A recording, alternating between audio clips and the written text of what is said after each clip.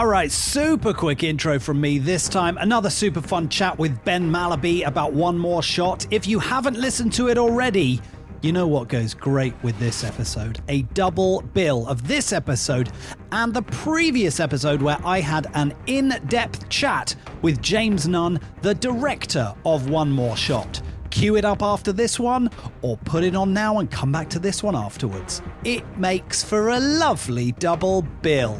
Much like One Shot and One More Shot. He brought it back to the topic. Enjoy the episode.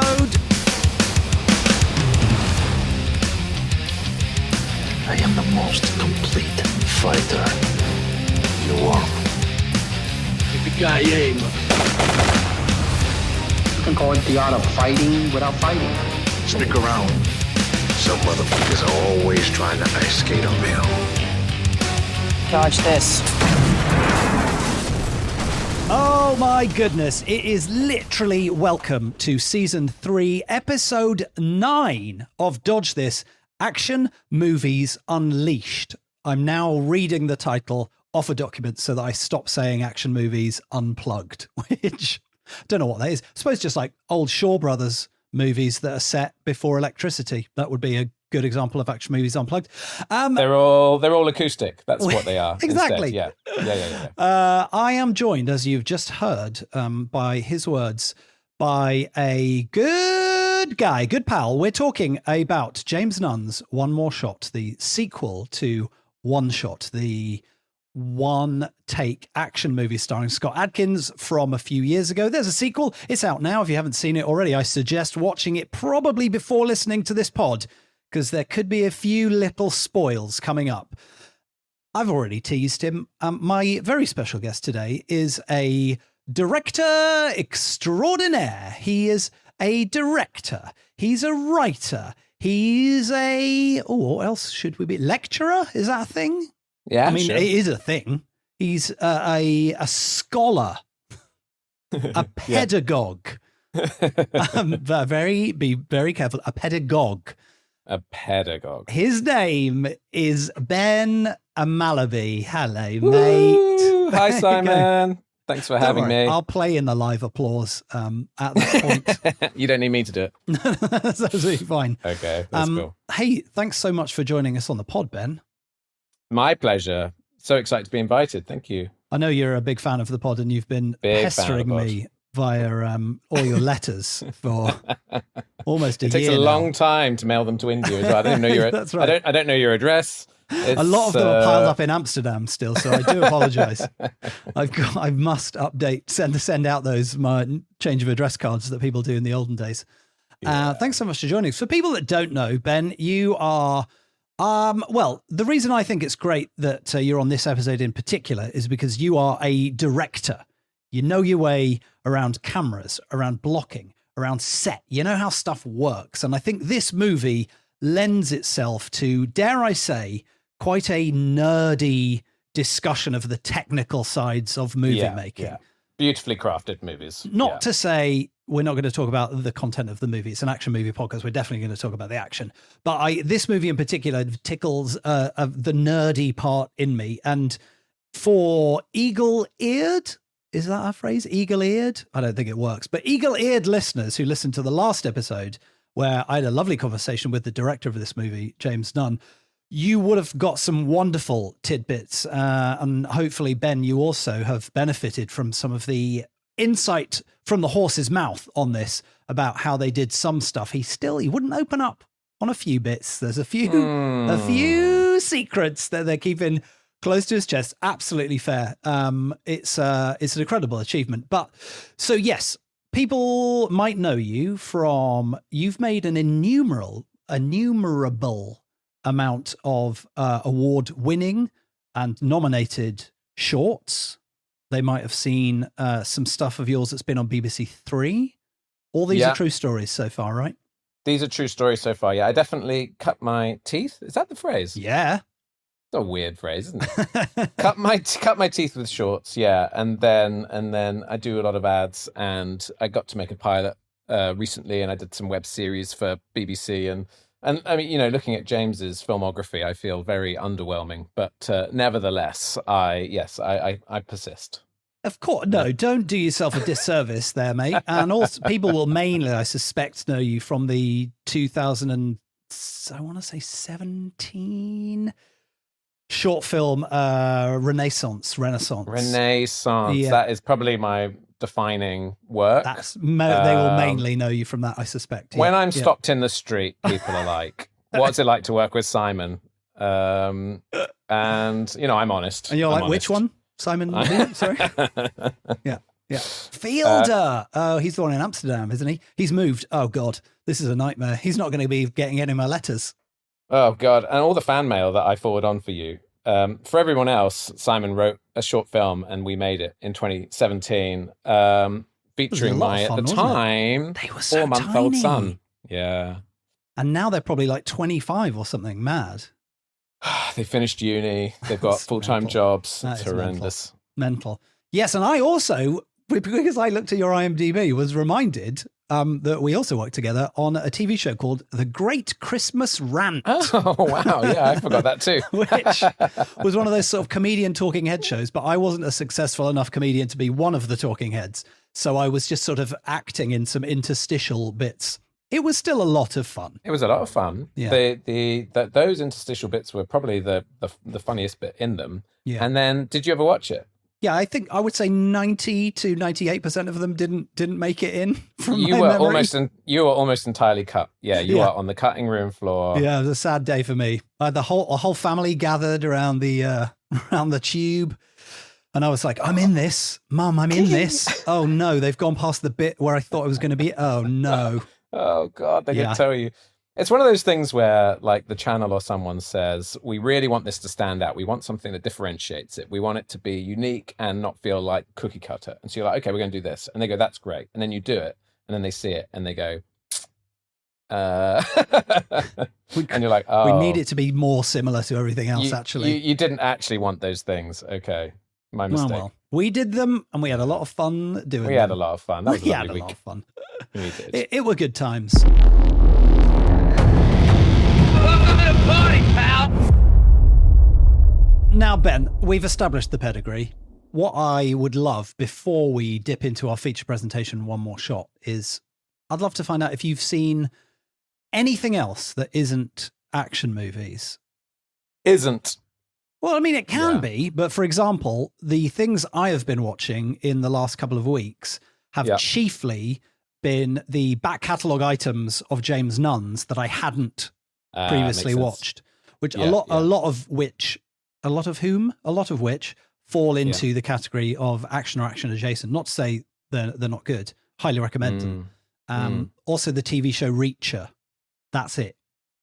So I've watched a lot of action things. Yeah. It's so funny you bring that up because I was thinking about Reacher because I read somewhere that it's Prime's biggest show. And the tweet that I read that I learnt that said something like, there are a lot of dads who do not factor into online conversation about what's popular right now. Like most people don't know it exists. 100%. If you were to go by Twitter and Instagram and, Yeah, you're right, actually, because I watched the first season of it last year. Would it have been last year or even maybe the year before? I don't know. They turned it around pretty quickly, the second season. Right. But I think I read one of them a few years ago and was like, this is quite fun. It's quite a fun book. It's 100% airport fiction, dad fiction, whatever you want to call it. It's a big, strong man doing justice and like beating people up in graphic detail. Yeah. And the Tom Cruise movies as well. I mean, I feel like there was two of them. People must have seen one of them. The first one, I think, was very good. Directed by Christopher McQuarrie. Yeah, like, I think aside from all the sort of tedious, Tom Cruise can't play Jack Reacher because Jack Reacher's 6'5" and 300 pounds. But if you take that out of the conversation, I think the movie was great. So I really liked the first season of this and was surprised how few people outside of like the action realm had heard of it. And even now, it's been on for the last, I guess, 8 weeks. And still people are like, what is it? Is it good? Yeah, I think it is. I think you have to sort of know what it is in as much as it's quite dumb. Like it is it is a book about a kind of indestructible ex-military police officer who's just solves things with his fists, but also he's like super, super smart. It's a cross between like CSI and I don't know what. And well, like in my head, Hulk. it's like I would imagine it to be like the MAGA crowd, the Make America Great Again crowd. Yeah, like that's what's in my head. I don't. But I'm sure I'm way off to be that. No, I feel like it. Yeah, I mean, there is a sort of hurrah-ness to it. Yeah, but yeah, I guess it's you that could. demographic who are at home going like, "Cut your hair, you damn hippie," kind of. Yeah, a little bit, I suppose. Yeah, I just maybe. But who knows? I slightly should watch it. I'm blinkers being to very it. judged. I think the first season was judgmental. very enjoyable. The second season Yeah, being is very rude. also good. They're both based on like the two of the most popular books, I think. And yeah, I think it's just like solid TV, solid action, sort of investigative TV. I enjoyed the first Tom Cruise Jack Reacher. Then I think you'll be fine. But there is a funny moment in there where he's in a cafe and the waitress comes up to him, and I think he's flirting with her. Yeah, he's being a bit lewd, isn't he? I think he's implying that he would like to have a date with her and maybe take her home one day. But Tom Cruise, Unfathomable.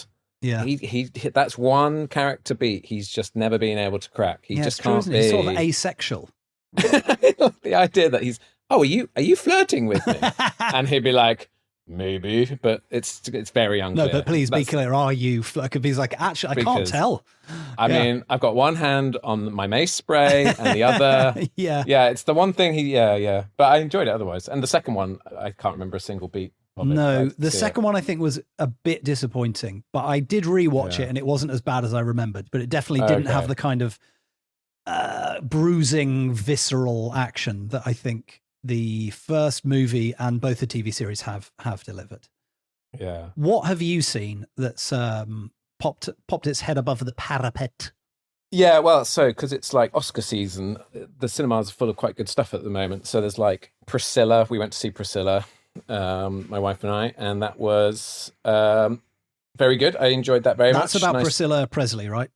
Yeah, they didn't back off Elvis being a terrible person. Oh wow! I'm glad. I thought they might be like, oh, he was just stressed, but no, they're like, he was like this was a very manipulative, abusive relationship from him. Wow. Okay. And but in that kind of like, hey baby, I don't think we should have sex for like 10 years, it's all power. He had to he decided what she wore and who she spoke to. And I don't know any of this stuff, so it feels like it would be. I don't really know anything about Elvis aside from the sort of bullet points. So I'm kind of also intrigued. Don't know that any of it's true. I'm just assuming that it's based on Priscilla's book, but I don't know how much interpretation has gone on. So basically I could sort of do a double bill of like the Baz Luhrmann Elvis movie from a couple of years ago and then this, and I'd know everything It's a very interesting picture it paints, isn't it? The artist and then the human or something like that. I don't know. But so I enjoyed that. And then I saw Poor Things, which is absolutely fabulous. Is that the Emma Stone mad Greek man who made The Lobster? Yeah, Yorgos, who I've loved since Lobster, and then I very much want to see that. It's so great. It's just completely unique and bonkers, and just stays in control.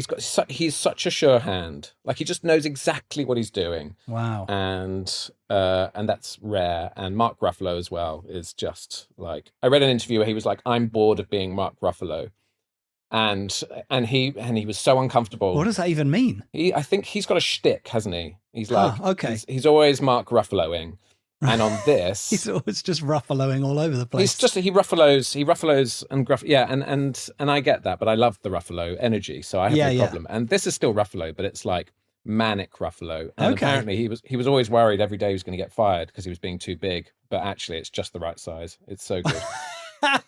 it's just really, the right size. It's so funny. He's so funny. That is such a good way of describing a performance. Just the right size. For such a bonkers film. I spoke to Tom Levin 2 episodes ago and he was talking about some of the performances in Wonka being so insanely large, but Yeah, they were yeah, just yeah. that they are just in the movie, and that was he really Yeah, enjoyed exactly. that they were allowed to do these sort of panto level performances in a feature film. I think it's so impressive, the directors who can make that make sense. Yeah, You know, who the film can survive and allow this to happen, and it will make sense. yeah. It's so rare, so rare. Wonka was great. I still, again, on my list. Yeah, it's so rare to have a family film where everyone's just having a great old time. Yeah, yeah. Well, again, as I said to Tom, I watched Paddington over Christmas for the first time and was like, Yeah. well, How I charming. sometimes find myself in quite a sort of narrow corridor of movies where I'm, chunking through quite a lot to make sure I get all the good ones on the pod. And I think sometimes that means I don't get to watch, Past Lives or whatever the sort of thing is that I need to, just kind of paint in the rest of the picture. I'm a bit, my sort of vision is a bit like, kicking, punching, exploding. And I forget that there's like this whole world of feelings in movies. There are films you're supposed to watch, Right. aren't there? Yes. And you've got to be careful to make sure you watch the right amount of those. But especially Oscar season, I like see the nominations and I'm like, oh boy, I got a lot of catching up to do. Yeah, I'm working my way through them, and then on my phone I download Echo season 1 from Marvel, and that's why I watch in my own time. Is it good? Because I have added it to my list, which means I may or may not ever watch it at this point. Yeah, I mean, I need to get all the way through it. It's some of the. I mean, you should watch it for the action. They've done a really good job with that. I keep swearing off Marvel because every time I'm like, oh, I'll watch Hawkeye. It looks fun. And then I watch 8 episodes and I'm like, fine. Yeah, it's totally fine. But I could have watched, it's nothing. Past Lives and finer things in this amount of time or whatever. No, there's definitely kind of a plateau with their output just because of over-familiarity, perhaps, or I don't know. And Echo's certainly not doing anything new. But the action's really interesting because she's a deaf superhero. Yeah. And they play with that. So multiple occasions, they take the sound out of the scene so that you can experience it like she is. And then as they start to reintroduce sounds, it might be a heartbeat, kind of like in Gravity, how when she touches something, she can hear it through vibrations. Mm-hmm. And that's not her superpower, but it's just a different energy. And also something they do that's really fun is they go super wide angle and there's a lot going on. And so part of it's like, wow, this must be really confusing for someone who's deaf to kind of see 20 people fighting in this one shot and to try and like figure out what you're going to contribute. Oh, that's cool. So they did, they're doing interesting things there, but I can't speak to the story yet. I'm not far enough in. Okay. But she's very good. Maybe it sounds like something I should dip into. Just a little, just watch, just ×2 speed. Fast forward to the...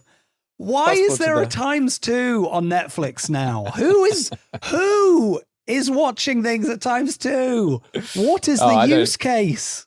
Yeah. No, I don't do that, but I do listen to podcasts ×2. Is that ×2? Is that not normal? Yeah. No, I can't do. I'm a 1x.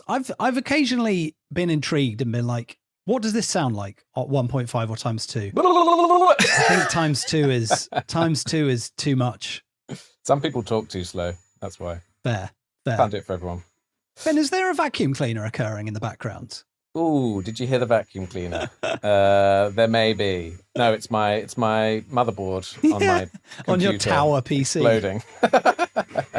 Okay, well, I quite like that you have the balance of watching the Oscar noms and then sort of sprinkling it with the sugar of Marvel. I think that's what I sort of need to do a little bit more. Yeah, exactly. That's the goal, isn't it? You got to do enough, especially when you're an academic and people will talk to you about filmmakers who are very obscure, and you don't want to be a fraud. Right. So you have to have an opinion, and so sometimes you'll go through an entire back catalogue of someone just to have an opinion and to sound knowledgeable, and then you crack on with your normal day to day. That's nonsense. Impressive. I mean, that's ostensibly what I did with James Nunn, but it involved watching a thriller set in a tower block about a sniper, a WWE movie set in a car park, a shark movie. So I feel very, well informed about that. But if you ask me about the the Greek guy who made The Lobster, I'm like, I've only seen The Lobster. Lanthimos, that's a great example. I've gone through the whole back catalogue and, fabulous. What's what should I watch next after having watched The Lobster?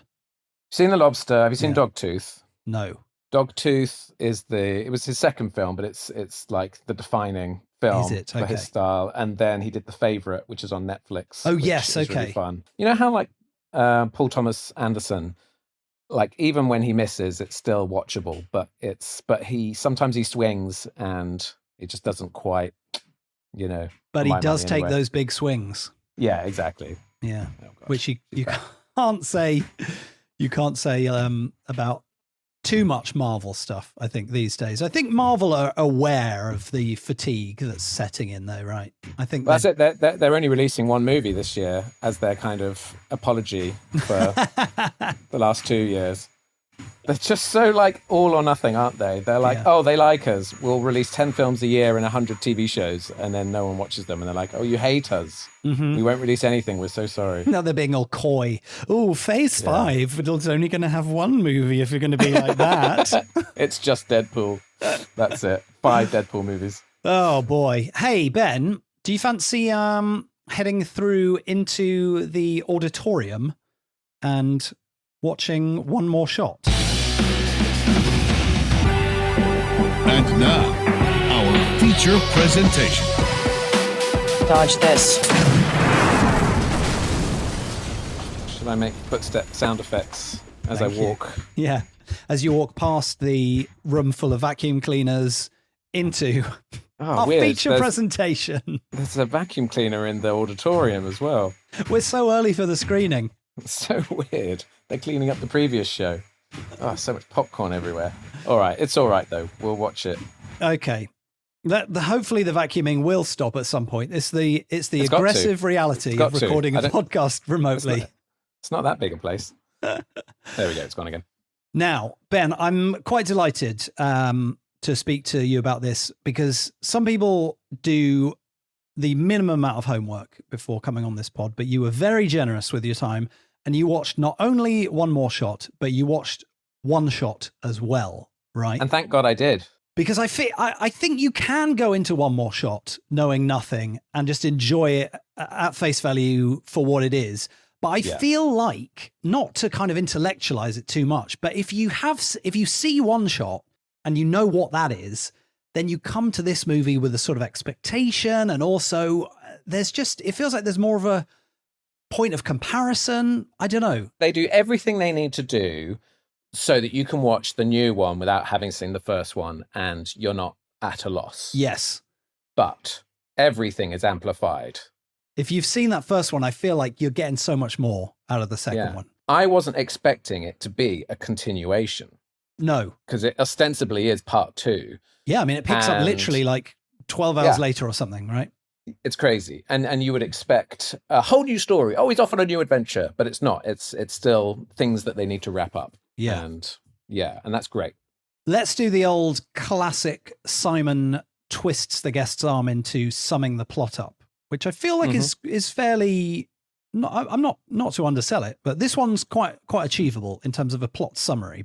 Yeah, absolutely. And I think that's the power of a film like this, is to not overcomplicate it, right? It's that. So they're bringing, is she an FBI or I forget who she is, but they're bringing like an interrogator or someone who works for the government in some capacity to a camp where they keep prisoners, a kind of Guantanamo style camp. This is the first movie. This is the first movie, which I would recommend watching. Okay. If you're going to do this. I like that. Please do them both, actually. Give us bullet points of the first and then the slightly more sight and sound synopsis of the second. Yeah. I think, and the way to do it as well is the way I did it, which is I watched them back to back. So did you? It was just like watching season 1 of One Shot, and it was like 5 hours of time. But that's excellent. But it makes more sense. But yeah, so she's there. She's going to interrogate a prisoner. The prisoner seems to know nothing, but she seems to believe otherwise. And then in come the private army to kill the guy. Oh boy. And our hero tries to keep him alive and to escape. And he does. And then in End of episode movie. 2. Yeah, great. Nothing else happens. We Absolutely nothing else happens. really skimmed through that. Love it. Yeah, because in our sequel, the one we're going to talk about in more detail, we join them 12 hours later when he's got the prisoner to America via, which airport was it they shot in the UK? Stansted Airport. Stansted standing in for Washington, D.C. or Incredible something. scenes. And they've got the prisoner. And in the first one, the baddies were trying to kill the guy. In the second one, the new Ranger baddies, and we don't know their purpose for a while, are clearly trying to get him and want him alive. And then we've got some kind of fun complications. One of the reasons they're able to kind of get what they need from him in the first movie is through mention of his wife, who is pregnant, and there's kind of a big plot beat about him losing one of his sons and how that kind of radicalized him.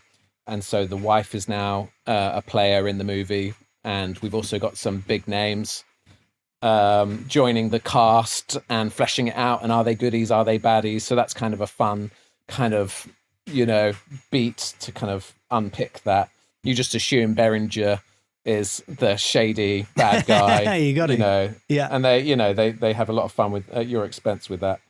And then, I wasn't going to synopsize all the way to the end. I was just going to kind of do the build-up. We'll probably ruin it. That's absolutely fine. Yeah, no, we don't need to go full spoiler town. But the baddies arrive, and the whole thing is in an airport. The whole thing's in an airport, and we haven't said the USP, have we? No. Do you, please? One shot. One shot. One shot. It's a clever name. It makes a lot of sense. They are those kind of tricksy one shots that are, there's probably 20 cuts in the whole film. I don't know if there's substantially more, but he does 10-minute takes in hour-and-a-half long movies.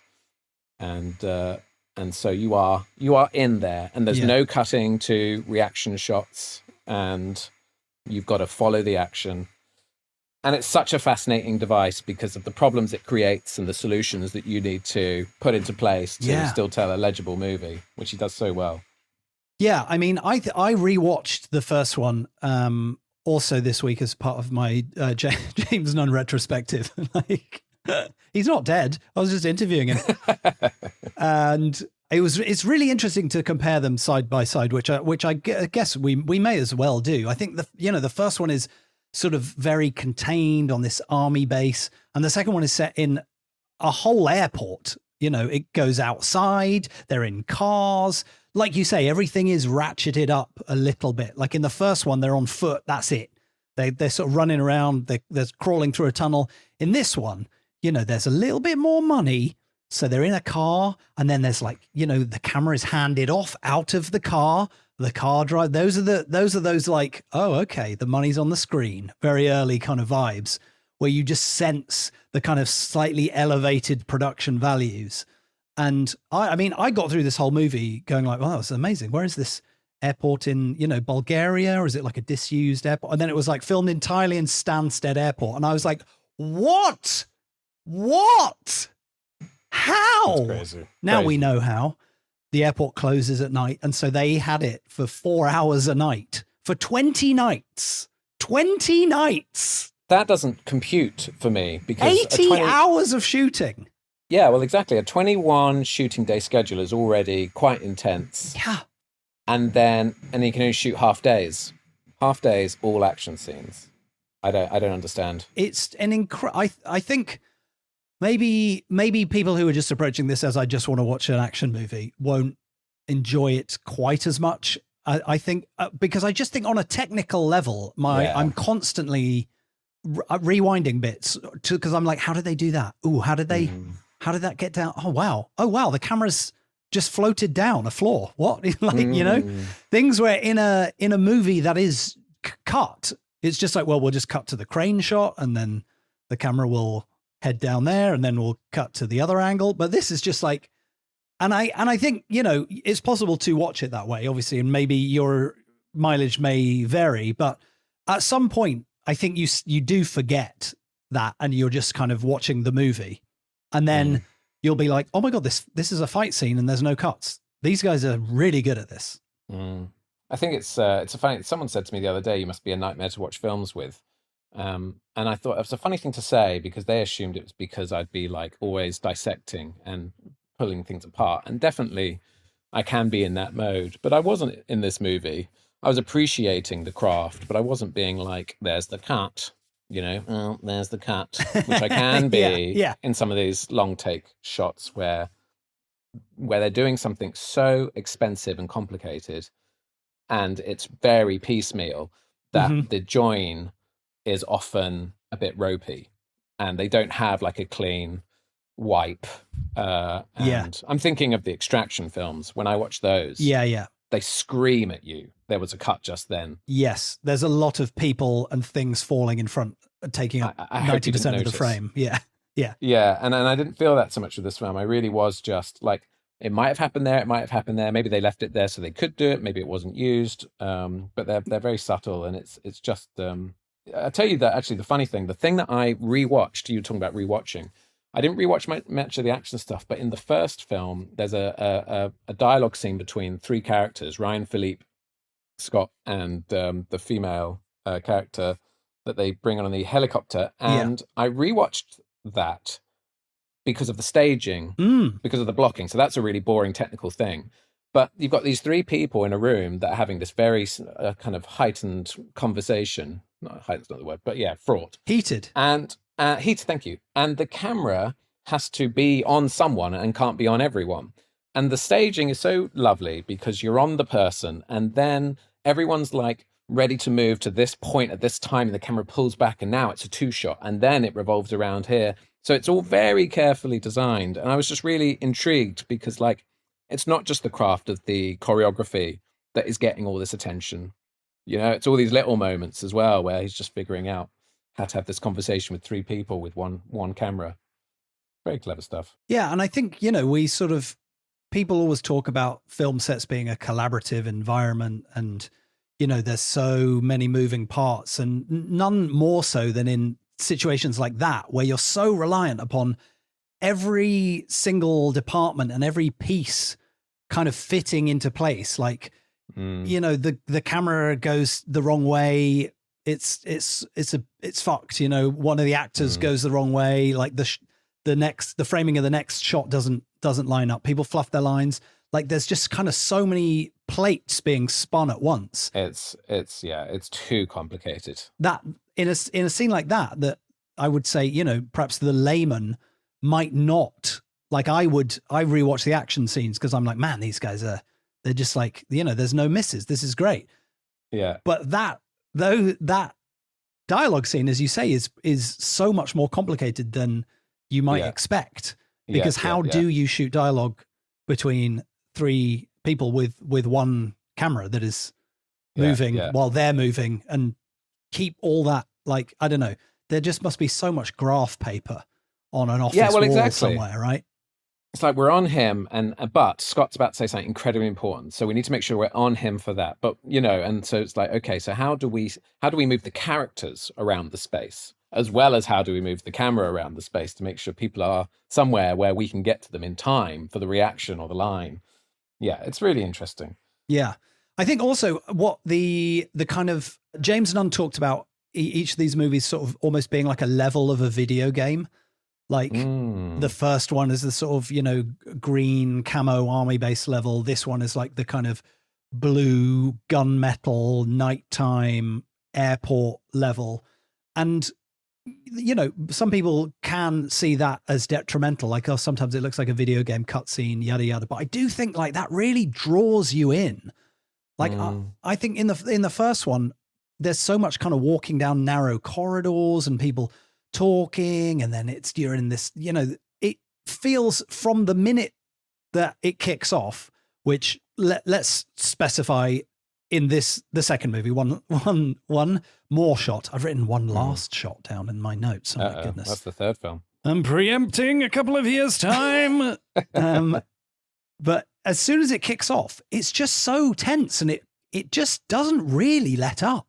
Yeah. It's really fun, isn't it? It's and they're both so good at that. The second one is like, I think it gets into action even quicker than the first one. Like, I think the mysterious mercenary figures, that he just stumbles into them. I think, like, he's just walking down a ramp and then walks into like 10 mercenaries who haven't started Yeah. murdering yet, and they're just like eating a sandwich. They're just like, they're just like well, on their way to do the murdering. Like, so remember, yeah. as soon as we get to the place where we do the murdering, yeah, you know, and fair have play. you switched off your mobiles, everybody? But don't want them going off while we're murdering. I mean, in Die Yeah. Hard 2, he just sort of sees like a suspicious looking guy going through a door or something and follows him, right? And finds out he's a terrorist. He profiles someone. Yeah, he's just like, you look like a terrorist, and he's got long hair. These guys say out loud, the target is this guy. So at least he knows these are probably bad guys. Oh, okay. I thought he just saw like a European with long blonde hair and just assumed the worst. I mean, I would say the setup is kind of the toughest part in a movie like this, right? Where you're like, we got to just get the bad guys being bad really fast. And he needs to start punching people. We're 20 minutes in. Let's go, guys. Yeah. Those are the sort of beats where I'm like, I'll allow it. What are we here for? Absolutely. Yeah. You've got to you've just got to be as efficient as you can be. Like, he really gets that, doesn't he? And like, I read a lot of scripts as part of my job as an academic, and also like people send me scripts all the time. And the amount of time people spend, they think that they need to set things up. And you're like, I am 10 pages in, mate. Just like, tell me what's going to happen. You know? So they're so efficient with this. It's like, he arrives at the airport. No, in fact, we don't even see the protagonist for a spell, which is That's really right, fun. Yeah, it's just the sort of walk and talk with Berenger and the other agents, right? And then he just sort of, you see his plane landing. I think you see him in a car. Yeah, you see him out of a window, like from another floor coming in. I love that stuff. Really great. Yeah, and then off camera, he's coming in through the doors. Yeah. He's walking up the stairs. The timing. Yeah. That was going to be my thing to differentiate between these movies. This movie is like, adds a 3D dimension. Like if the first movie is 2D, it's sort of all on one level. I mean, obviously it's 2D, it's a movie, but it's like on one floor, if you will. Yeah. This movie has levels. Yeah. And it's used in some such beautiful ways where there's shots where you just see someone downstairs doing something, while there's something happening in the foreground. And like just the planning and the shots, like you say, Scott's entrance is he gets out of a minivan on ground level while they're on like the first floor. And then while they're talking, he's literally walking up and coming up the escalator. Yeah, I love it. Yes. Like in the movie, but also literally because it's happening in real time. And I'd like to think he's still in character, so he knows he's on camera when he's in the car. So he's like in character. Yeah. And then he gets out of the car and he doesn't just like start flicking through his phone and look at photos or whatever, like the rest of us. He's still walking and frowning. Until we see him again. I really want that to be the That's case. what I want to think. I mean, I feel like I would be like, I've got 1 minute to try and make everybody laugh before we start this next bit. And that's why I'd be a nightmare in that situation. Whereas real good actors would probably just be doing the work, focused. Do you know what real actors character. don't do? Real actors, when you have the clapperboard in front of them, real actors, when the clapperboard shuts and claps, real actors don't act like they pinch their fingers in the clapperboard. Then what's the point of the clapperboard? And then go, ooh, like that for a few seconds into a take after the clapperboard has gone. That's real acting. And I mean, if you're not reacting to the clapperboard, I don't know what you're doing on set, you guys. It's never not fun. It's never not fun. Exactly. Some people stay in character somehow. There's so many bits like that where there's two bits of action going on at once. And by action, I mean literal, like fight action, but also, the camera swings around. We follow these two people over on this side of the room. And then I am always wondering, like, what are the people off camera doing? And I sort of, when I spoke to James, I was like, where are you? He's not there to be kind of directing. Yeah, good point. The other people. So it's everybody is doing this as if it's a play, ostensibly. Yes. Yeah. And they're just waiting for their moment and staying in character, I guess. So my favorite thing about this technique that he uses is you've always got to see what the villains are up to.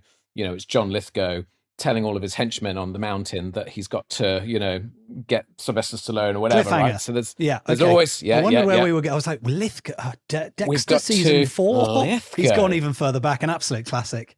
It's the Santa Claus. So, so you got to have that moment. You got to get that exposition out there. And in this instance, that means that your bad guys and your good guys can never be too far away from one another, because you can't just spend 5 minutes walking down a corridor to get to them, right? So they've either got to cross paths, or what he does quite a lot that I enjoy is the goodie is in amongst them or has recently been killed by them. So they think anyway. And, you're just in the kind of the right space. So now we'll get that exposition out. But one of my favorite bits in both movies, and it is from the first one, is the suicide bomber sequence where we establish, it's not clear what's happening. And then you kind of figure out what's happening. And then it leaves that character. It walks past him. And all they do is they go around one corner. Like all this has happened, within meters of the heroes who are stood in like this garrison, this formation with guns pointing at that corner. And you're like, wow, that's really fun. The geography is really fun. Also, to that point, that bit in One Shot, the suicide bomber moment, I thought was like a really genuinely good bit of drama in what people could be is sort of say is, it's a throwaway action movie, but that the acting in that bit really great. And like the guy who played the no spoilers ill-fated suicide bomber, it's not really a surprise if he's still alive at the end of the movie, I suppose, is it? He hasn't done his job. Really good. And also the guy who plays the suspected terrorist, a guy called Walid El Ghadi, who is in both of these movies. He's like the sort of beating heart or the unspoken beating heart of these movies, I would say. Absolutely. Adkins absolutely nails it, and not to take anything away from him. But he humanizes this character so well in both of the movies. I think it's a really smart move to have the story continue and just bring him back as well. I couldn't agree more. I thought he was such a phenomenal presence. His character is kind of complicated within a world where nothing can be too complicated, but like his motivations are interesting. But regardless of that, it's the performance that elevates it. I think he is so fascinating to watch, and he's so unknowable. You really don't, like, he's always denying these things until he confesses. And I completely believe him. I completely believe him. Yeah. From the first moment you see him and he's like, I didn't do it. What are you talking about? And I'm let him go. Let him go. That's why you failed the FBI entrance exam. That's why I was not allowed to be a prison guard at Guantanamo. But that's another podcast. But yeah, so he is utterly convincing and fascinating. And so there are characters in the films who want this guy dead all the time. And Scott is generally trying to keep him alive. But half the time you're like, oh no, you should kill him. Like you are like on the fence. He is a bit of a shit, He does sort of wait to leak out bits of information, but then they do manage to make him a sympathetic character. Yeah, they absolutely do. He's so complicated. He's definitely the baddie, but also, let him off. Yeah. but also, can he be in the third one? Come on, guys. He should go to jail, but also like a nice jail. He's a nice home jail where, like one of those sort of white collar millionaire jails that Martha Stewart went to. Just don't let him near the plutonium anymore. Right. Like he's a good guy. Just he plutonium. Yeah, that's such a good 80s bad guy reference. Back to the Future. What is it in this one? I've forgotten. What's the stuff he's got in the thing? There's a dirty bomb, isn't it? It's a dirty bomb. It's a dirty bomb, which I don't really know what that is made of. Some sort of gas, one assumes, right? That's going to explode. It's filthy. It's absolutely filthy. On Capitol Hill and take out all the politicians who are assembled for the State of the Union address. Yeah. I mean, we're all hoping more than anything that the next one of these takes place in the White House. But possibly it'll be Buckingham Palace doubling for the White House. I don't know. I feel like the producer who... Because they're closed after 10. God, yeah. They just film it at night when Charles is asleep. Charles is like, mate, we need some more money. Let him shoot here. Yeah. I'm a little sad with the end of the second one that they've kind of closed off some of the storylines that I would have quite happily ridden one more shot. Yeah, I think, the ending is the ending, right? I mean, it's... You've got to be conclusive. I totally get it. Like, he made the right call. If he never gets to make another film, it's finished. And right. He's got a shadowy figure on the other end of the line. Yeah. And somewhere to go. Yeah. It's very... The door is very open for the third one. And there's probably an argument that it's a bit too obviously open. But I think we get a scrap with Michael Jai White at the end. Great. He's on the poster. Clearly, he had a very limited window to shoot for this movie, but he flew in, filmed his, couple of nights or whatever it was. He's got a scene at the beginning. He's got a solid fight at the end, which is on the actual airport tarmac in front of a real plane, which is. And he's not dead, so he can fly back again. He's very conspicuously not dead, isn't he? At the end, another very shrewd move, I would say. But if the next film is set 12 hours after this one, it will prove problematic for his character, I think, to just walk in and pick up. That's true, yeah. I think he's a little bit injured. You want the all-star, superstar team up, right?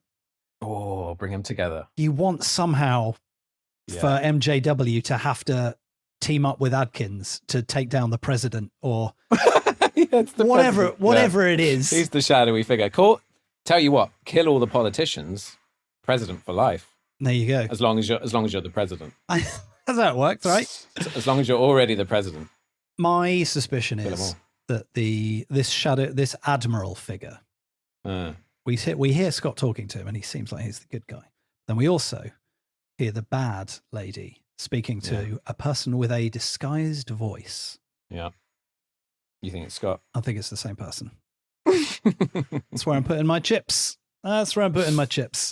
You know what I think you should do? Because I want to make sure that the next film still has Waleed in it. So I think film 3, because we've explored the horizontal and we've explored the vertical. Yeah. And now what we need to do is that Birdman effect, where you're not cutting, but there's a passage of time in that movement down the corridor. You go into the room, and now we're in a flashback. And it's only because there are dead people in that room that you figure it out. Yes, I forgot that. That puts me in mind of that movie Carter, which I mentioned to you, which I don't think you have seen, right? The South Korean movie Carter, where... No, we haven't. Which is obnoxiously, the whole movie is filmed in one shot, but in a way that, based on what you said about Extraction, you might hate. Oh, sure. But in that movie, they have flashbacks where the camera will sort of rotate around, and now we're in a flashback, which... I forgot that happens in Birdman. Yeah. That is quite an interesting move. I don't think they actually do flashbacks. What they do is they compress time. So you go down a corridor and it's 6 months later. Oh, yeah. And when I first saw that, my mind exploded because I'd just never seen anything so clever. If you're going to do a one shot, like that's the one thing you can't do. Right. And to do it. And to just do it so obnoxiously and like, no, you can. Look, you just say it. 6 months later. Just 6 months later. They don't even say it. It's just that person was behind us and now they're in front of us. So figure it out, dickhead. Like that's the extent of the exposition. I just thought that was so clever. I mean, if there is a third one, they're going to have to up the game somehow, right? And it's, James Nunn is a smart boy and a very technical filmmaker. I'm sure he's going to come up with something. I mean, this one had, like I said, the camera being passed out of the car. That was very cool. Camera Lovely. being floated from one floor to another down a very narrow sort of the gap next to an escalator. I'm again intrigued about this, and I suspect maybe we'll never, as I said to James, there's a reason there's no behind the scenes footage because there's nowhere for another camera crew to be. So you can't shoot the behind the scenes because you're going to be in it. Yeah. So maybe we'll never know. The couple of sort of big stunt bits, I'm just so fascinated as to how some of these shots were pulled off. There's just some really cool stuff. And the stuff about the levels, I think that was really nice. He talked about kind of in the first movie, us following Scott's character as he surreptitiously knifes people. And in this one, switching perspectives where Scott is kind of hidden in the background like a Batman, like a Batman. Like one of the Batmen. Like one of the Batmen. Yeah. Or like a horror movie, ostensibly. There's that one kind of set piece that is basically a horror movie set piece. Yeah, he's picking him off. I love it. Yeah. Loved it's really it. Fun. Yeah. So well executed and it's so complicated. Yeah. When they do that in Batman versus Superman or whatever, Batman is impossibly everywhere. Right. You know, and they compress time and it doesn't matter because there are cuts and cameras and stuff. And in this, there's a sequence where he's taking people out in different places across the thing. But you're like, that's probably him. He's probably scuttling. Yeah. He's probably doing a little scuttle under the thing and then grabbing so well someone. designed, yeah. You know, maybe there is like a fake Scott taking out every other person, but like it probably isn't. It's probably just him, isn't it? No, I mean, the man is an absolute machine. He's, as he's been called many times, a human special effect. Funny. There's just, there's the stunt in the first one where he sort of dives out of the exploding caravan, which is just real. It's just, and then gets up and starts acting. It's the sort of Jackie Chan level of, he just falls off that building, breaks his arm. Even, fair play to Tom Cruise when he did that jump across those two buildings, broke his foot, and then got up and hobbled out of shot because he was like, they're going to have to use this one. They're going to want, that's a trailer shot. That's what Tom Cruise does. There's the trailer shot. It's just, no, I think like Scott doesn't get enough credit for the glue of binding these movies together, just being like, just doing a bit of acting. Oh, I'm just doing like a 2-minute fight scene and then do a bit more acting and then like go over there. Well, that's it. Hit all but my what marks. He doesn't do, he's not stealing the limelight from everybody else. He's a very generous performer and he lets everyone else shine. And then, as you say, he's just the glue. He's there, and his character's like quite a straight character. He's got his mission. And as they say in the first one, I think one of his comrades, maybe that's not the right word. No, one of his other army wrong. buddies just literally says out loud, "He doesn't joke." And then, and then you're like, "All right, we're not going to have any quips. There's no quips. It's not one of those movies." Yeah, exactly. It's not a quippy. It's not a quippy movie. He's not in the ventilation with a lighter saying whatever he says about. Right. Yeah, that's not this guy. There's no welcome to the party, pal. Yeah. He just sticks a knife in your throat and then gets on with it. Gets on with it. But there's something about that makes it feel much more like there is a sequence where he's trying to switch on a communications thing or something, and he goes into a space and there's 5 baddies and they don't know he's there. And he's knifing them one by one in the throat. And there's something about the lack of quips that makes him feel like he's actually terrified that he might die.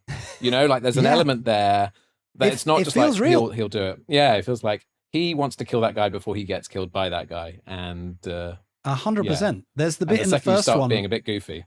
Yeah, it does. It does. I suppose if you ratchet that tension up by having it be, shot as one take, him kind of being like snarky does fully like vacuum out that tension. I'd forgotten I remembered the fight in the first one against Lee Charles, the sort of second in command henchman, but I'd forgotten how it's shot, which is it follows Waleed's character into the little cell that he's in. And then we see the fight out through really the kind of chain link just happen in this tiny room. And it's such a brutal, like, full-on fight. Those guys have like been in movies together. They know each other. Lee Charles is like a lovely Scouse guy. They look like they're belting the hell out of each other. And there's a bit in the second one where a bit of the wall gets dented. And as I watched that, I was like, I've got a feeling that wasn't meant to happen. And sure enough, they just broke a bit of Stansted Airport in a fight. Someone's in a lot of pain. Yeah. But you can't go, oh, guys, just stop. We're going to stop this. We've broken the wall. You're like, well, we're not going to. Now the wall's broken. Like the continuity's fucked. We got to get this, right? Yeah. Like it's extraordinary. There's so much like that. The fight on the actual airport transform for monorail in Stansted, the train, fun. The moving train. Yeah. It's on the real train. It's the real train. It's really fun. it's also like if this was a £100 million thingy, it would have fallen off the rails and it would have, Yes. blah, blah, blah, right?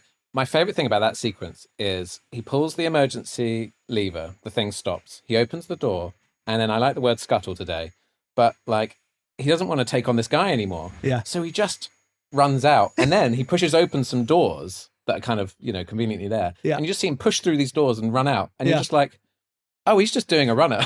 He's just like... 100%. He's getting the hell out of there because he wants to like not die. And that's quite an interesting... Yeah, he's not, thing in an action not movie. trying to be the hero, right? I mean, I guess the reluctant hero is a thing, but Yeah. ultimately he's like, well, there's quite a lot of armed men here. Quite a lot of them. Yeah. There's like 20 people in that carriage shooting at me with guns. So I'm going to run probably away. I'm just going to scuttle out of here. Yeah. Yeah. See you later, guys. Yeah. I'm not going to leap off the side. I'm not going to go through the top. I'm not going to jump off into nothing. There's a door. I'm going to open it. I'll catch you guys later. Yeah. Catch you on the flip side. He does roll down a flight of stairs in this, which Oh, it's not to say that he doesn't do mad things, but I yeah. did mention earlier, and I rewatched it, and I asked James about it, and he said it wasn't a Texas switch, and it was Scott doing it, and I still don't. I say it's only a small flight of stairs. I'm not rolling down a flight of stairs anytime soon. Incredible move, and then he falls fully off the side of a balcony, and then the camera just goes over and looks down, and he's there. And there's Oh my no God, that's my favorite shot. amount of Yeah, time. loved it. I feel like what we've accidentally done now is we've gone straight into the action replay moment. Who's gonna claim this as their action replay is the problem. Well, we can talk about it. He gets kicked off. We haven't mentioned Aaron Toney, who is the guy who plays the sort of, I guess, the second, third, one of the chief henchmen. But he gets 3 solid scuffles with Adkins in this movie. If you might not know this, but Aaron Toney is an actor, but also like a big time stunt guy who was for a lot of the Marvel movies in the Black Panther costume, doing right. I didn't know the that. That's very physicality of interesting. Black Panther. So doing a lot of the cool fight stuff. Yeah. And I think you won't disagree that the boy can move. Yeah. He really holds his own in this, and they fully use him to his full potential. Like 3 absolutely quality dust ups with Adkins in this movie, which is to say, one of them ends with him kicking Scott Adkins' character over a railing where he seemingly falls It's impossible. at least 1 story onto the floor. There's no cut. The camera just runs over and he's there. Whatever they did. And rightly so, every single villain walks away assuming that person has died. Yes. Do you know what I mean? There's As no surviving. I did that. watching Shall we it, check? Assuming, Nah. Scott Adkins must have died filming this. He's How dead. have they done this? No one goes, well, he has been a bit of a tough bastard. Shall we go over and just check his pulse? They look over the banister and they're like, dead. And then they just carry on Deed. with their mission. Yeah. Incredible So fun. sines. All right. Yeah, Well, I love that. if you have that as your action replay That's mine. moment- Sorry. Yeah. What's yours? Oh, you little shit. Well, how about this? I have been quite underwhelmed by a lot of Michael Jai White's recent output. So I was quite Okay. pleased You like that one? to see him being fast in a fight. He's so hulking and huge, and he's such a talented martial artist. But I feel like a lot of his in Undisputed 2, I want to say, where him and Scott go to her too. He's an absolute beast, and he has made some great movies. But I feel like I haven't seen one in a while where he doesn't just kind of do some very blocky karate and then just kick people. This, he has a really nice back and forth, like lots of moves, and he looks fast and dangerous. And I really liked that. I mean, it's not a single moment like Scott falling over the balcony, but it was obvious we were both going to pick that. It was that, or the monorail, or the fun bit where he's taking them out one by one. Yeah. Those were the standout moments. But also, like, my favorite bit is just the opening terrorist encounter, where, like, the speed with which he realizes that something's amiss. And, like, he doesn't know that these people are terrorists about to murder everyone, but they are holding guns and he doesn't know who they are. and he just starts killing them. Like there is like you know what? I'll ask questions if anyone survives. He this. does overhear them saying something about the Waleed's character, like Mansoor, that's what it's called, isn't it? They're like, remember, Mansoor is the target, or something like that is kind of, it's not completely without precedent. Yeah, he's not going in completely blind. But yeah, they're not talking about Mr. Bates versus the post office. It's true. They are like... But you're right, he does fully assassinate 3 or 4 of them quite quickly. Quite quickly. But I loved it. That was like, fuck yeah, let's go. Let's do this. Yeah, it tells you very quickly who this guy is, and he's getting shit done, and he's not to be messed with. Yeah. Also, I wanted to mention that there is a delightful amount of practical effects in shots that are happening as live, to give it a sort of TV term.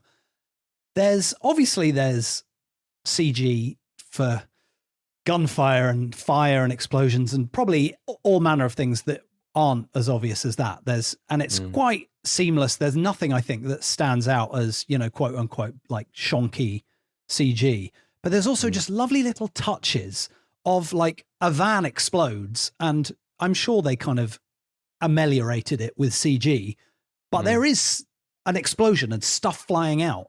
When people throw grenades, there's bits of stuff exploding in the room. There's gunfire where bits are like pew, pew, pew, pew, pew, pew, off cardboard boxes that makes it just feel real. It just adds to that sort of real-time reality. I love that.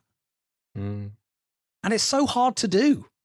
I mean, I don't know where the joins are. I don't know what's real and what's added. Like there's a scene where they're trying to get away from... They're in a car. It's very tense. They're in a car and it's bulletproof glass, and you just keep seeing bullets hitting the glass and kind of creating a more obscured vision for the driver.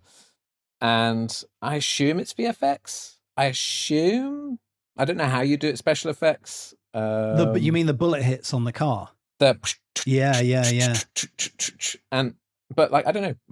No, he could tell us, but like the fact that it's that seamless. It's great, isn't it? And there's the end of that scene where they come at the car with like a sledgehammer, which is just a delightful bit of practicalities. I think that the CG of the glass breaking, then it pans away, and then the terrorist baddie takes the window off, and then the camera is passed out of that window. It's just it's a chef's kiss bit of sort of technicality that I think if you're not watching it with that sort of nerdy filmmaker eye, which I'm not saying you have to enjoy it, but it's just like, I think there's an extra level of enjoyment if you can appreciate just how well done bits like that are. I almost felt like, because I heard you ask him that question that I posed to him on WhatsApp, and his answer was like, well, I'm busy, and I can't really stop to enjoy what's happening. I just have to get on with it. And so I'm like, oh, that's very sad. But I know the people who are enjoying it is all the grips and the camera people who are like seamlessly getting the camera through the window and passing it on to the next person. And I just know the second that they get it and it passes and there's no like bump as it hits the window, that they're going, just enjoying it, just enjoying like the madness of the thing that they're trying to do. Yeah. I mean, it must be, I'm sure it's very tense to be on set, because like everything is sort of, on a knife edge of, oh my God, like everyone 4 hours. Everyone has to do their job. We've only got 4 hours. But like that, it was like also the question you asked him about, the feeling of when it's working, it's, it's just magic, it's just the beautiful symbiosis of like 15 different departments work coming together and them just absolutely smashing it. People always say it's like theatre, but it's way more complicated than theatre, mate. I mean, I know that there's lots of tech people up in the stands and the musicians and whatever else, but like there are so many departments who all have to click for a one shot. Just hearing that there is, I suppose it's obvious, but I just assumed everyone has got radio mics, but there's a boom operator following everyone around. Oh my gosh. Of course. I guess you need redundancy, right? In this situation, I'm sure everyone has like 2 or 3 mics on them.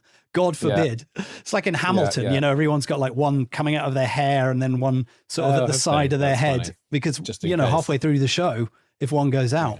I assume it's yeah. the same for this, but just the idea of that boom operator, like running A marathon around, runner. following Yeah. everybody. What a Doing great job that guy's done. 20 miles of running every day. Yeah. Or who knows? Again, I'm sure there must be a few bits of like CGI boom removal. No shade on the boom operator. That job that's a tough ask, isn't it? Yeah. Just run around an airport. Usually. But don't impose a single shadow once, please. Yes, the camera will be moving in order. I wanted to ask about lighting as well, because how do you you've got to light everything to shoot from every angle, like. Yeah. It's just completely pre-lit for every angle, and God only knows. That's not my area at all. No, it's terrifying. But these people, they know what to do. I don't know how they still manage to give it shape. And how does it not? It doesn't look like like a Neighbours or a soap opera. It still looks like a movie. They must have like marks that they know things are going to happen at, and the car will reverse into this mark, and at that point there will be a backlight that will serve as someone else's key light later on, and they must just do it like that. But how you organize it, God. Yeah, it's like an incredible puzzle. Yeah.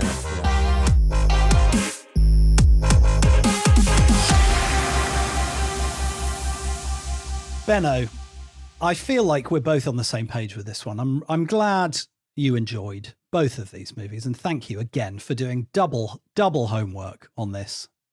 I'm very grateful that you asked me to watch them, because I enjoyed them, and it was a pleasure listening to James's interview that he did with you and posing him questions and hearing his answers. And I read about him as well. Like, I did my research. So yeah, thank you very much for sending me those voice notes. I'm sorry I couldn't get all of them in. You did really good homework. You sent me several great questions on voice notes, which I think I mentioned this when I was speaking to him, which were as verbose as the questions I asked him. Yeah, they're quite chatty, aren't they? It's not like, what's your favorite color, is it? It's I learned during that interview that summing up a question in 2 lines is actually a real skill. I've never cracked it. Yeah. But also, I think when you watch, like a late night talk show, they know what they're going to be fed, so they know what their answer is, right? Whereas this is the answer already, it's more of a conversation, isn't it? You got to kind of set the scene a bit, then lace the question in there. But thank you so much for your input there. Thank you for joining us today. If people want to find you on the good old World Wide Web, is there somewhere you always point them?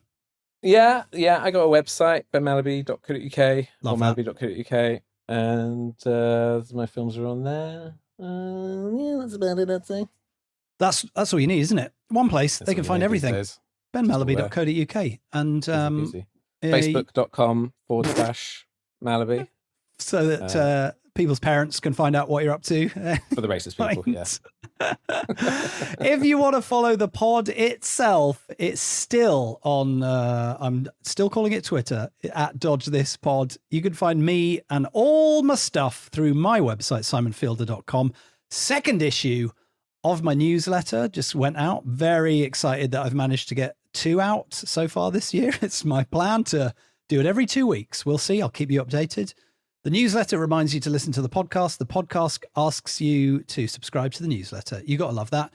There's a link below if you want to watch the trailer for one more shot. Please check these movies out. They are the cream of the crop of DTV movies, and I don't want that to sound like a bad thing. They're just great movies, and if you love action movies, if you're here listening to this podcast, you're going to be in for a great time. And man, if you're even have an ounce of filmmaking experience or enthusiasm, then you're going to have a whole nother layer of enjoyment watching the movies and trying to figure out how in God's name they made them.